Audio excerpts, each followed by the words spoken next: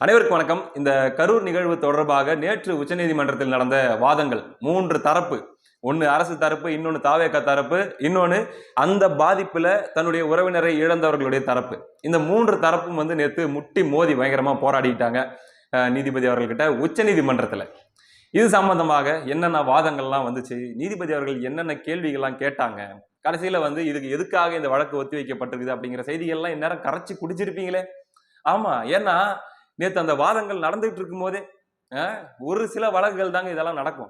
அதாவது ஒரு வாதம் நடந்துட்டு இருக்கும் போதே அத்தனை பேரும் உட்காந்து அந்த லைவ் ஆர்குமெண்ட்ஸ்ல அதுல இங்கிலீஷ்ல வந்தா கூட அது புரியுதோ புரியலையோ அதை டிரான்ஸ்லேஷன் பண்ணியாச்சு, என்னதான் நடக்குது அப்படின்னு சொல்லி அத்தனை பேர் பார்த்த ஒரு ஆர்குமெண்ட் தான் அது. அதனால செய்திகள் ரொம்ப எல்லாருக்குமே தெரிஞ்சிருக்கும். ஆனா அதை நம்ம பேசதான் போறோம். அதுல ஒரு சில பாயிண்ட்களை நான் சொல்லணும் அப்படின்னு ஆசைப்பட்டேன். அதுக்கு முன்னாடிங்க, ஒரு 5 நாளைக்கு முன்னாடி சென்னை உயர் நீதிமன்றத்தில் வந்துச்சு இல்லையா இந்த வழக்கு. சொல்ல போனா அது என்ன வழக்கு அப்படின்னா, இந்த பிரச்சார கூட்டங்களுக்கான அந்த கூட்டங்களை வழி நடத்துவதற்கான அந்த வழிமுறைகள் அதை கேட்கக்கூடிய ஒரு வழக்கு. அந்த வழக்கை என்ன பண்றாங்க அப்படின்னா, கரூர் நிகழ்வோட எடுத்து அதுல தாவேக தரப்பும் இல்லாம அரசு தரப்பு நீதிபதி அப்படின்ற அடிப்படையில் அது இருந்து அந்த வழக்குல நீதிபதி அவர்கள் அவங்க உட்காந்து கருத்து சொல்லிட்டு இருக்கிறாரு. விஜய் எல்லாம் ஒரு தலைவரே இல்ல, இதெல்லாம் ஒரு கட்சியே இல்ல, இது ஒரு தலைமைக்கான பண்பு இல்ல அப்படின்ற மாதிரியான கருத்துக்கள் எல்லாம் சொல்லிட்டு இருக்கிறாரு. அவர் சொல்லி முடிக்கிறாரோ இங்க சன் நியூஸ் எல்லாம் பாத்தீங்கன்னா அப்படியே கார்டு இறங்கிட்டே இருக்குதுங்க. நியூஸ் கார்டு நீங்களாம் ஸ்க்ரோல் பண்ணவே முடியாது. ட்விட்டர் எல்லாம் அப்படி ஸ்க்ரோல் பண்ண ரிஃப்ரெஷ் பண்ண உளுந்துகிட்டே இருக்கும் சன் நியூஸ் உடைய கார்டு. அப்படி வெறித்தனமா ஃபாலோ பண்ணிட்டு இருந்தாங்க அவங்களுடைய ரிப்போர்ட்டர்ஸ்.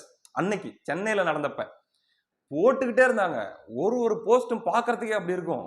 நீதிபதி சுளீர் கேள்வி, நீதிபதி சம்பட்டி அடி, கிடுக்கு பிடி, தரமான அடி, திணறவிட்ட நீதிபதி, அப்படி இப்படி அப்படின்னு சொல்லி போட்டுக்கிட்டே இருக்கிறாங்க. ஒரு பக்கம் பார்த்தா இவங்க போடுறாங்களா, அதை எடுத்து வச்சுக்கிட்டு திமுக உடன்பிறப்புகள் அடேயப்பா என்ன ஒரு கொண்டாட்டம் எடுத்து போட்டு அது ஒரு மாபெரும் நரேட்டிவாக எல்லா மீடியா மூலமாக கொண்டு போறாங்க. சரி, திமுக உடன்பிறப்புகள் தான் அப்படி பண்றாங்களான்னு பார்த்தா திமுகவுடைய கூட்டணி கட்சிகள் சரி அவங்க பண்ண வேண்டியது அவங்களுடைய தலையெழுத்து, அவங்க பண்றாங்க. அது போக பார்த்தா இன்னொரு குரூப்பு, என்ன குரூப்பு என்னன்னு சொல்றது, அவங்கள சொன்னா கோச்சிக்கிறாங்க. அந்த குரூப் எடுத்துக்கிட்டு டங்குன்னு குதிக்குது. இந்த திமுக உடன்பிறப்புகள் இவங்களா இருக்காங்கல்ல, இவங்களை விட மிச்சமா வானத்துக்கும் பூமிக்கும் குதிக்குது. நீதிபதி சொல்லியிருக்காரு, பேசினா புடிச்சு கொடுத்துருவேன், பேசினா மாட்டி விட்டுருவேன், ஆமா அப்படிங்கிற அளவுக்கு அதுவும் குதிக்கிறாங்கன்னா அப்படி குதிக்கிறாங்க. சரிப்பா, நீதிபதி சொல்லிட்டாருன்னா யாரும் பேச முடியாதான்ப்பா, கண்ட்ரோல் யுவர் எமோஷன் கண்ட்ரோல் அப்படின்னாலும் முடியல, எங்களால எக்ஸைட்மெண்ட்டை கண்ட்ரோல் பண்ண முடியல அப்படின்னு சொல்லி சட்டையை கிழிச்சுக்கிட்டு வேட்டி உருவி கீழே விடுறது கூட தெரியாம ரோட்ல இப்படிக்கா உருள்றது அப்படிக்கா உருள்றதுன்னு உருண்டுகிட்டு அலப்பற. அப்புறம் அடுத்த நாள் மாரிதாஸ் போன்றவர்கள், அப்புறம் பார்த்தீங்கன்னா போலீஸ் வரதராஜன் அவர்கள், இவங்கெல்லாம் ஒரு விஷயத்த ஒரு ஆங்கிள் கொண்டு வந்தாங்க. பாருங்க, இப்படி ஒரு விஷயம் நடந்திருக்குது, தாவேகா தரப்பு அந்த இடத்துல இல்லை, அப்படி இல்லாத நேரத்தில் இப்படிலாம் சொல்றது நியாயமாங்க அப்படின்லாம் சில கேள்விகள் எடுத்து வச்சாங்க. அதனால கைது அப்படின்னு நடந்துச்சு. யாரா இருந்தா என்ன கம்முன்னு இருக்க வேண்டியதுதான் அப்படின்ற இடத்துல தான் இருந்துச்சுங்க ஒரு 4 நாள். இந்த நிலையில உச்சநீதிமன்றத்துக்கு போகுது. உச்சநீதிமன்றத்துல ஞாபகம் வச்சுக்கோங்க, அன்னைக்கு சன் நியூஸ்லாம் என்ன வேலை பார்த்தாங்க அப்படின்னு, என்ன மின்னல் வேக வேலை பார்த்தாங்கன்ற சொல்லிட்டுனா அடுத்து நேற்று நடந்தது கேளுங்க. உச்சநீதிமன்றத்துல போதுங்க. உச்சநீதிமன்றத்துல ஒண்ணு இவங்க தாவேக தரப்பு அவங்க என்ன கேட்கறாங்க, இப்ப அமைச்சிருக்கிற எஸ்ஐடி மேல எங்களுக்கு நம்பிக்கை இல்லை, ஏன்னா முழுக்க தமிழ்நாடு அதிகாரிகளா இருக்காங்க. அது போக ஒரு பக்கம் விசாரணை நடந்துட்டு இருக்கும் போதே இவங்களுடைய அதிகாரிகள் சார்பில் விளக்கம் வேற பிரஸ் மீட் பண்ணி கொடுக்குறாங்க. அதனால எங்களுக்கு இதுல நம்பிக்கை இல்லைங்க, அதனால எங்களுக்கு சிறப்பு புலனாய்வு குழு அமைக்கிறதாக இருந்தாலும் ஒரு ஓய்வு பெற்ற நீதிபதி தலைமையில் நீதிமன்றத்துடைய நேரடி கண்காணிப்பில் எங்களுக்கு கரெக்டா பண்ணி கொடுங்க, உச்சநீதிமன்றத்துடைய கண்காணிப்பிலே எங்களுக்கு பண்ணி கொடுங்க அப்படின்ற மாதிரி இவங்க. இந்த பக்கம் அதில் தன்னுடைய உறவை இழந்தவர் அப்படின்ற தரப்புல இருந்து ஒருத்தங்க நீதிமன்றத்துல முறையிட்டு அவங்க என்ன கேட்கறாங்க, இல்லைங்க எஸ்ஐடி அப்படிங்கிறத தாண்டி சிபிஐ வேணும், எங்களுக்கு சிபிஐ விசாரணைக்கே உத்தரவிடுங்க, ஏன்னா எங்களுக்கு இந்த வழக்குல நம்பிக்கை இல்லை. அது போக அவங்க தான் பாத்தீங்கன்னா இந்த போஸ்ட்மார்ட்டம் சம்பந்தமான நிறைய கேள்விகள்லாம் அவங்களுடைய தரப்பு வழக்கறிஞர் தான் நிறைய எழுப்புறாங்க. இதெல்லாம் அங்க நடந்துட்டு இருக்குது. இன்னொரு பக்கம் அரசு தரப்பு அவங்க என்ன சொல்றாங்க, சிறப்பாக விசாரணை செய்து தரப்படும், அருமையான நீதி கிடைத்துவிடும், எங்ககிட்டே விட்டுருங்க, சும்மா இன்னொரு எஸ்ஐடி நீங்க போடுறது, அதுல ஓய்வு பெற்ற தலைமை நீதிபதி அல்லது சிபிஐ அதெல்லாம் வேணாங்க. ஏங்க அப்புறம் கூட்டாட்சிக்கு என்ன மரியாதை, அப்புறம் மாநில சுயாட்சிக்கு என்ன மரியாதை பாருங்க, அந்த ஆயுதத்தை கையில் எடுத்துரும், அந்த பிரம்மாஸ்திரத்தை கையில் எடுத்து கதறிப்படுவோம், அதனால அப்படியே விட்டுருங்க அப்படிங்கிறது அரசு தரப்பு. சரி, ரைட்டு, இதுதான் வாதங்கள். அதுல நீதிபதி முதல்ல எடுத்த உடனேங்க இவங்க உருவாக்கி வச்சிருந்த என்னென்ன நரேட்டிவ், நான் இப்ப நேத்து உச்சநீதிமன்றத்தில் நடந்த அந்த வழக்குல தாவேகா தரப்பு வென்று விட்டதா, விஜய் அவர்களுக்கு நீதி கிடைத்து விட்டதா அல்லது வந்து பாதிக்கப்பட்டவர்களுக்கு நீதி கிடைத்து விட்டதா அப்படின்னா இல்லை, ஒத்தி வச்சிருக்காங்க. இன்னும் சில நாட்கள் கழித்து மறு விசாரணைக்கு வரும். அப்பதான் அது சிபிஐக்கு அவங்க உத்தரவிட போறாங்களா அல்லது இருக்கிற எஸ்ஐடிலேயே அவங்க நடத்தட்டும் அப்படின்னு சொல்ல போறாங்களா இல்ல வேற ஒரு சிறப்பு நீதிபதியை நியமிச்சு அவங்க பண்ண போறாங்களா அதெல்லாம் தெரியாது. ஆனா நீதிமன்றத்துல இதுக்கான ஒரு நீதியோ அல்லது இதுக்கான ஒரு தெளிவான ஒரு பதிலோ கிடைக்கிறதுக்கு முன்னாடியே மக்கள் மன்றத்தில் இந்த விஷயத்தை வைத்து பிண அரசியல் பண்ணும் நினைச்ச எல்லாருடைய முகத்திரையும் கிழிந்து விட்டது. மக்கள் மன்றத்தில் வீழ்த்தப்பட்டு விட்டார்கள். நேற்று நடந்த அந்த வாதங்களிலே வீழ்த்தப்பட்டு விட்டார்கள். எப்படி? ஒண்ணும் இல்ல, நேத்து உச்சநீதிமன்றத்துல இப்ப எல்லா தரப்பும் அங்க இருக்குது இல்லையா? இப்ப சொல்லுது அரசு தரப்பு விஜய் அவர்கள் அங்க இல்ல, அவர் அங்க ஓடி போயிட்டாரு, அங்க வரவே இல்லை அப்படின்ற மாதிரியான ஒரு விஷயத்தை எடுத்து வைக்கிறாங்க. தாவேகா தரப்பு என்ன சொல்றாங்க அப்படின்னா, இல்லைங்க, விஜய் அவர்கள் அங்க போறதுக்கு அவங்கள அனுமதிக்கல, கரூருக்கு போறதுக்கு அனுமதிக்கல, அதனாலதான் போக முடியல. அதே போல தாவேகாவுடைய நிர்வாகிகளையுமே கூட மருத்துவமனைக்கோ அங்க போய் பாக்குறதுக்கோ அனுமதிக்கல நிர்வாகம், அதனால தாங்க போக முடியலன்னு சொல்லி இப்போ ஒரு வாதத்தை எடுத்து வைக்கிறாங்க. இப்போ உங்களுக்கு புரியுதா ஏன் சென்னை உயர்நீதிமன்றத்துல இந்த தரப்பும் இல்லாம இருந்ததுங்கிறது, ஏன் எல்லாரும் அதை சுட்டி காட்டினாங்க அப்படின்றது உங்களுக்கு புரியுதா? ஏன் அப்படின்னா, இப்ப இந்த தரப்பு சென்னை உயர்நீதிமன்றத்துல இருந்திருந்தாங்கன்னா தாவேகா தரப்பு இந்த பாயிண்ட் அங்கேயே அன்னைக்கே சொல்லியிருப்பாங்களா? என்னது, எங்களை அனுமதிக்கல அல்லது வந்து எங்களுடைய நிர்வாகிகள் அனுமதிக்கல, விஜய் அவர்களை அனுமதிக்கல அப்படிங்கிற ஒரு விஷயம் அங்க வந்திருக்குமா? அப்ப அரசு தரப்பு ஒரு வாதம் வைக்குது, தாவேகா தரப்பு ஒரு வாதம் வைக்குது, அது ரெண்டுக்கும் சேர்ந்த மாதிரி நீதிபதி அவர்கள் ஒரு கருத்து சொல்லியிருப்பாங்களா? அப்போ நீ நியூஸ் வந்தால் எப்படி வந்திருக்கும்? அரசு தரப்பு விஜய் ஓடி போயிட்டாருன்னு சொல்லிச்சுப்பா, தாவேகா தரப்பு இல்லைங்க கேட்டோம் பர்மிஷன் கிடைக்கலன்னு சொல்லிச்சுப்பா, நீதிபதி அவர்கள் என்ன சொல்றாரு? எப்படி வேணா அது மாறி இருந்திருக்கும். ஆனா அது இல்லாமையே அங்க வாதம் நடந்து அவ்வளவு கருத்துக்கள் வந்து அந்த கருத்துக்கள் மாபெரும் நரேட்டிவாக கட்டமைக்கப்பட்டதுதான் தவறு அப்படின்னு சொல்லி நிறைய பேர் குற்றம் சாட்டி அல்லது வந்து நிறைய பேர் சுட்டி காட்டி பேசிட்டு இருந்தாங்க. இப்ப நேத்து உச்சநீதிமன்றத்தில் அது நடந்துச்சா? உச்சநீதிமன்றத்தில் இந்த தரப்பு இருக்கும்போது என்ன சொல்றாங்க தெளிவா? எங்களுக்கு பர்மிஷன் கொடுக்கல அப்படின்னு சொல்றாங்க. இப்ப இது செய்தியாச்சா? இப்ப இது வெளியே எல்லாருக்கும் தெரிய ஆரம்பிக்குதா? இதுக்கு அரசு தரப்பு என்ன விளக்கம் கொடுக்கும்? மறுக்கலாம்.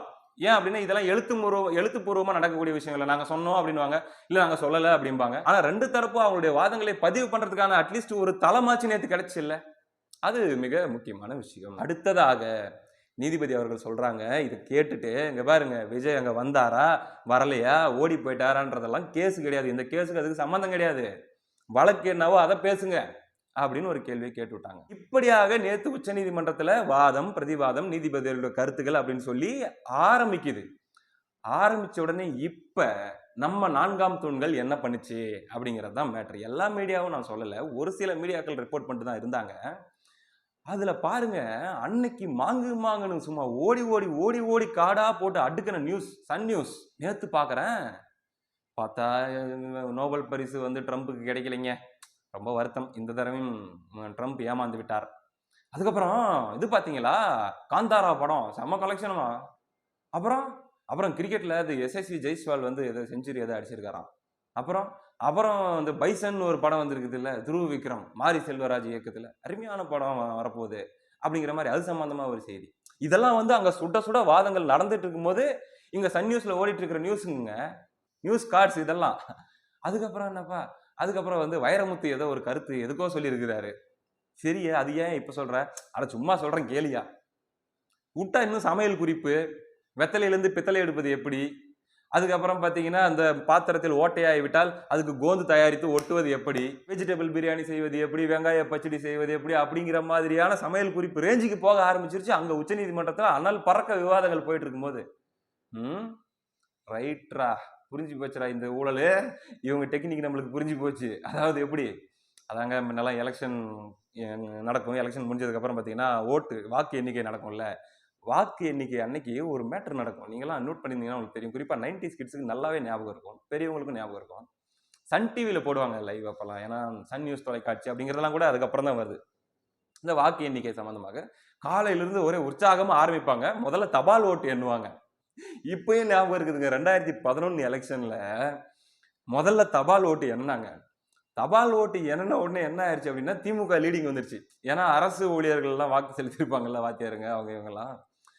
9:10 9:15 என்ன பண்ணிட்டாங்கன்னா, எங்க ஊர்ல ஒரு உடன்பிறப்பு ஒருத்தர் இருப்பாருங்க, ஒரு டைப்பான உடன்பிறப்பு, அவரு பட்டாசு வெடிச்சு கொளுத்த ஆரம்பிச்சிட்டாரு, சரவெடி, தபால் வாக்குல வந்து முன்னிலை வகிக்கிறோம் அப்படின்ட்டு. அதுக்கப்புறம் பாத்தீங்கன்னா அப்படியே அப்படியே 10 11ன்னு போகும் இல்லையா? அப்படி அப்பெல்லாம் என்ன பண்ணுவாங்க அப்படின்னா, இந்த மாதிரி ஒரு 11 மணி 12 மணி வாக்கு தாண்டும் போது ரைட்டரா இதுக்கு மேல லீடிங் வரதுக்கெல்லாம் வாய்ப்பே இல்லை, தோக்குறோம் அப்படின்னு கன்ஃபார்ம் ஆயிடுச்சு அப்படின்னா டக்குன்னு லைவ கட் பண்ணிட்டு சிவாஜி கணேசன் பாட்டு, அவர் ஜெமினி கணேசன் பாட்டு, அந்த மாதிரி இந்த பழைய இந்த பாலும் அமுதும் அப்படி இப்படின்னு ஏதாச்சும் ஒரு நிகழ்ச்சியை வச்சு ஓட்ட ஆரம்பிச்சிருவாங்க. அப்படி இல்லைன்னா ஏதாச்சும் ஒரு ராம்கி படம், அப்படி ஏதாச்சும் முரளி படம், அப்படி ஏதாச்சும் போட்டு விட்டுருவாங்க. அந்த மாதிரி நேத்து உயர் நீதிமன்றத்துல அன்னைக்கு வந்து இப்படி பரபரப்பா நீதிபதி அவர்கள் கருத்து சொல்வாரு அப்படின்னும் போது நொடிக்கு நொடி போட்டுட்டு இருந்த மீடியா நேத்து உச்ச நீதிமன்றத்தில் நீதிபதி கேள்வி கேட்க ஆரம்பிச்சிட்டாரு அப்படின்னு உடனே அப்படியே ரூட்டை மாத்தி ஏதோ என்னமோ நடக்குது, ஏதோ சம்பந்தமே இல்லாத எங்கேயோ உகாண்டாவிலேயோ எங்கேயோ ஆப்பிரிக்காவிலேயோ ஏதோ நடக்குது அப்படிங்கிற மாதிரி இங்க வந்து பாத்தீங்களா வைரமுத்து ஏதோ சொல்லியிருக்காரு அப்படின்னு ட்ரம்ப் உலக அரசியல நோண்ட போயிட்டாங்க, ட்ரம்ப்புக்கு வந்து நோபல் பரிசு கிடைக்கல அப்படிங்கிற மாதிரி. இத்தனையும் இந்த மக்கள் பார்த்துட்டு இருக்கிறாங்க, இந்த சமுதாயம் பார்த்துட்டு இருக்குது. மக்கள் என்ன முட்டாளாங்க? இல்ல இதுக்கு முட்டு கொடுத்துக்கிட்டு இந்த செயலுக்கு கூட முட்டு கொடுத்துக்கிட்டு இந்த செயலில் கூட திமுக எந்த வகையிலுமே பாத்தீங்கன்னா எந்த ஒரு குற்றச்சாட்டுக்கும் உள்ளாயிடக்கூடாது, எந்த ஒரு கேள்விக்கும் உள்ளாயிடக்கூடாது, எந்த விதமான விமர்சனத்துக்கும் உள்ளாயிடக்கூடாது. இந்த கரூர் விஷயத்துல கேள்விகள், குற்றச்சாட்டுகள், விமர்சனங்கள், நீதிபதியின் கருத்துக்கள் அப்படின்னு எது வந்தாலும் அது தாவேக்காவை நோக்கி தான் இருக்கணும். அப்படி வர்றதை மட்டும்தான் நாங்க கவர் பண்ணுவோம், அப்படி வர்றதை மட்டும்தான் நாங்க செய்தியாக்குவோம், அதை பத்தி மட்டும்தான் நாங்க வாசிப்போம் அப்படின்னு வாசிக்கிறவங்க இருக்காங்கல்ல, அவங்க எல்லாம் எப்படி அம்பலப்பட்டு நிக்கிறாங்க பாத்தீங்களா? வெறும் கருத்து தான் வந்திருக்குது. நான் இப்போ சொல்றேன், இது தீர்ப்பு இல்ல. தீர்ப்பு எப்படி வேணா வரலாம், பட் அந்த கருத்தை கூட எடுத்து பேச முடியாத இடத்துல இருக்காங்க பாத்தீங்களா? அடுத்து அதை விட முக்கியமாக நேத்து உச்சநீதிமன்ற நீதிபதி அவர்கள் கேட்ட இந்த ஒரு கேள்விதான் ஒரு 4 நாளைக்கு முன்னாடி இவங்க உருவாக்கின அத்தனை நரேட்டிவ் சுக்கா உடைச்சு போட்டுருக்குது. என்ன கேக்குறாங்க? கூட்ட நெரிசல் தொடர்பான வழக்கை சென்னை உயர் நீதிமன்றம் தாமாக விசாரணைக்கு ஏற்றது ஏன்? ஏன்னா ஏற்கனவே அது மதுரையில் நடந்துட்டு இருக்குது இல்ல. அடுத்தது பிரச்சார நெறிமுறை வழக்கில் சென்னை உயர் நீதிமன்றத்துக்கு வந்தது என்னது? எப்படி பிரச்சாரம் நடத்தணும், கூட்டம் எப்படி ஒழுங்கமைக்கணும், அதே போல அனைத்து கட்சிகளுக்கும் சரிசமமாக நிபந்தனைகள் விதிக்கணும். இது சம்பந்தப்பட்ட வழக்கில் கரூரில் நடந்த அந்த துயர சம்பவத்திற்கு SIT போட்டது எதுக்காக அப்படின்னு சொல்லி கேள்வி கேட்கிறாங்க. அடுத்து பிரச்சார நெறிமுறைக்கான வழக்கு எப்படி கிரிமினல் வழக்கானது? ஒரே நாளில் சென்னை மற்றும் மதுரை நீதிமன்றங்களில் வெவ்வேறு உத்தரவுகள் பிறப்பிக்கப்பட்டது எப்படி? உயர் நீதிமன்ற மதுரை அமர்வு விசாரித்த வழக்கை சென்னையில் தனி நீதிபதியும் எடுத்தது ஏன்? கரூர் கூட்ட நெரிசல் வழக்கில் தனி நீதிபதி தலையிட்டது தவறு. அப்போ இத்தனை கேள்விகளை உச்சநீதிமன்ற நீதிபதிகள் கேட்கறாங்க அப்படின்னும் போது 4 நாளைக்கு முன்னாடி இவங்க சென்னை நீதிமன்றத்தில் நடந்த அந்த வாதங்கள் அல்லது நீதிபதி அவருடைய கருத்துக்கள் அப்படின்னு சொல்லி மீடியா மூலமா உருவாக்கின இத்தனை நரேட்டிவும் இந்த ஒரு பாயிண்ட்ல அடிபட்டு போயிடுச்சா? அடுத்து அந்த போஸ்ட்மார்ட்டம் சம்பந்தப்பட்ட ஒரு விஷயம் எதிர்பார்க்கவே இல்லை. இது நேத்து ஆர்கியூமெண்ட்டுக்கு வரும், இதை பத்தி நேத்து விவாதிப்பாங்க அப்படின்ட்டுலாம் யாருமே எதிர்பார்க்கலைங்க. ஆனா அது வந்துருச்சு. பார்த்தா தெள்ள தெளிவாக இவங்க எடுத்து கேள்விகளை முன் வைக்கிறாங்க. எப்படிங்க கிட்டத்தட்ட 30க்கும் மேற்பட்ட உடல்கள் 4 மணி நேரத்தில் எப்படி போஸ்ட்மார்ட்டம் பண்ணி எப்படி அவங்கள எரியூட்டப்பட்டது அப்படிங்கிற மாதிரியான கேள்விகள்லாம் வந்து இவங்க மனுதாரர் தரப்பு எடுத்து வைக்கிறாங்க. நீதிபதி அரசு தரப்பை பார்த்து கேட்கிறாரு, எப்படி பண்ணீங்க, எப்படி நடந்துச்சு, எப்படி பாசிபிள் அப்படின்னும் போது 220 வழக்கு மருத்துவர்களை நாங்கள் வந்து இங்கே சேலத்தில் வேற ஒரு கான்ஃபரன்ஸுக்காக வந்திருந்தாங்க, அங்கிருந்து அவங்கள வர வச்சு நாங்கள் அப்படி ஓவர் நைட்டில் பண்ணோம். பாதிக்கப்பட்டவர்களுடைய தரப்புலேருந்து பாடியை கொடுங்கன்னு ரொம்ப எங்களை வந்து வலியுறுத்தினதுனால நாங்கள் வந்து டக்குன்னு இதெல்லாம் முடிச்சு பாடியை கொடுத்தோம் அப்படின்ற மாதிரி ஒரு விளக்கம் அரசு தரப்பு சொல்லுது. வில்சன் அவர்கள் சொல்றாரு. அப்பயுமே வந்து நீதிபதி அவர்கள் கேள்வி கேட்குறாங்க, எத்தனை டேபிள் இருக்குது கரூரில், கரூர் GHல எப்படி இது பாசிபிள் ஆச்சு அப்படின்னும் போது டக்குன்னு இல்லைங்க, இது இப்போதான் நாங்கள் இப்படி ஒரு விஷயத்த இந்த முறைக்கு இந்த குற்றச்சாட்டை இந்த மாதிரியான ஒரு ஆர்கியூமெண்ட்டை நாங்கள் கேள்விப்படுறோம், எங்களுக்கு டைம் வேணும், நாங்கள் போயிட்டு இதை பற்றின இன்னும் தகவல்கள்லாம் வெரிஃபை பண்ணிவிட்டு எல்லாம் பண்ணிவிட்டு பிரமாண பத்திரமாக கொண்டு வந்து நாங்கள் தாக்கல் பண்ணுறோம் அப்படின்னு சொல்லி டைம் கேட்குறாங்க அரசு தரப்பு. அதுக்கப்புறமா நீதிபதி அவர்கள் சொல்கிறாரு, சரி போங்க போய் எடுத்துகிட்டு வாங்க, அது வரைக்கும் இது வந்து தேதி குறிப்பிடாமல் ஒத்தி வைக்கப்படுகிறது. இப்படி தான் இந்த ஆர்கியூமெண்ட் நேற்று முடியுதுன்னு வச்சுங்களேன். இந்த போஸ்ட்மார்ட்டம் விஷயத்தில் தான் கடைசியில் இந்த ஆர்கியூமெண்ட் முடியுது. இதுக்காக அவங்க இப்போ டைம் கேட்டிருக்காங்க, போய் எடுத்துகிட்டு வருவாங்க, எல்லாம் தயார் பண்ணி எல்லாத்தையும் போயிட்டு அவங்க அனலைஸ் பண்ணி வெரிஃபை பண்ணி எடுத்துகிட்டு வந்து நீதிபதி கிட்ட கொடுப்பாங்க. அதுக்கப்புறம் நீதிபதி அதெல்லாம் பார்த்துட்டு என்ன பண்ணலாம் அப்படிங்கிறதெல்லாம் முடிவெடுப்பார். ஆனால் இந்த நேற்று 24 மணி நேரத்தில் நாளைக்கு நீதிமன்றம் என்ன சொல்ல போகுது, என்ன மாதிரியான விசாரணை குழு அமைக்க போகுதுன்றது எல்லாத்துக்கு அப்பாற்பட்டு எத்தனை நாடகங்கள் உடஞ்சி போயிருக்குது கவனிச்சிங்களா? இதுக்காக வேலை பார்த்தவர்கள், இதுக்காக நரேட்டிவ் செட் பண்ணவங்க, இதுக்காக மாங்குன்னு முட்டு கொடுத்தவங்க, இதுக்காக திமுகவுடைய தவறுகள் வெளியவே தெரியக்கூடாதுன்னு காத்து அடை காத்தவங்க, இவங்க எல்லாரும் மக்களுடைய மத்தியில் அம்பலப்பட்டாங்கல்ல. நீங்க உங்களை நியாயப்படுத்திக்கலாம், இல்ல இல்ல இல்ல இல்ல இல்ல இல்லன்ட்டு. இல்லைங்க, ஜனங்க ரொம்ப சென்சிபிளுங்க. ரொம்ப தெளிவா பார்ப்பாங்க. நான் இன்ஃப்ளூயன்ஸ் பண்ணி அவங்கள வந்து இது பண்ண முடியாது. நீங்க இன்ஃப்ளூயன்ஸ் பண்ணி ஒண்ணும் பண்ண முடியாது. நான் சொன்னாலும் கேட்டுப்பாங்க, நீங்க சொன்னாலும் கேட்டுப்பாங்க. ஆனா, தெளிவா யோசிப்பாங்க. அப்படி யோசிக்கிறதுனால தான் இன்னைக்கு ஒட்டுமொத்த எதிர்ப்புணர்வும், வெறுப்புணர்வும் திமுக மீதாக திரும்பி இருக்கிறது மக்களுக்கு. அத நம்ம வெளிப்படையாவே பார்த்துட்டு இருக்கிறோம்.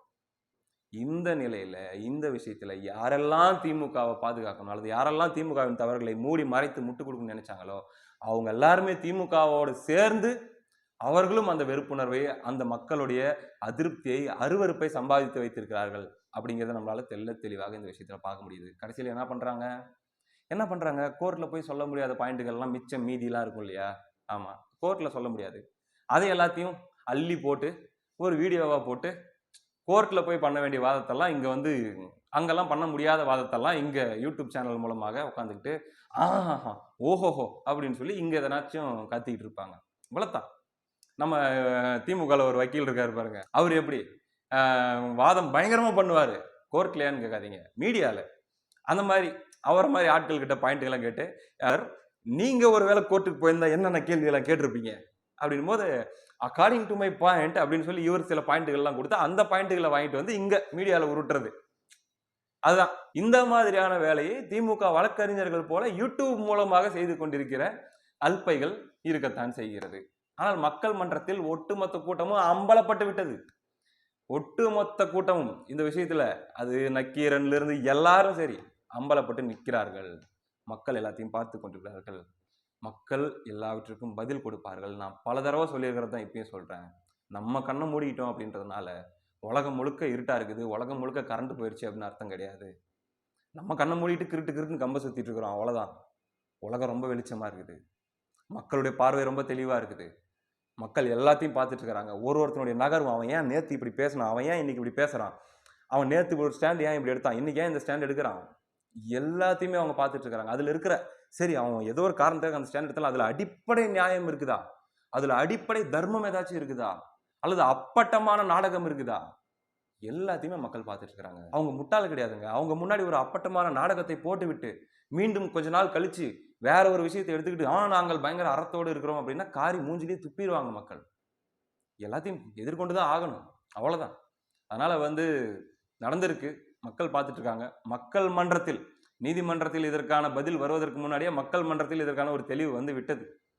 என்ன நடக்கப் போகுது அப்படிங்கிறத பொறுத்திருந்து பார்ப்போம். அடுத்த காணொளியில் சந்திப்போம். நன்றி.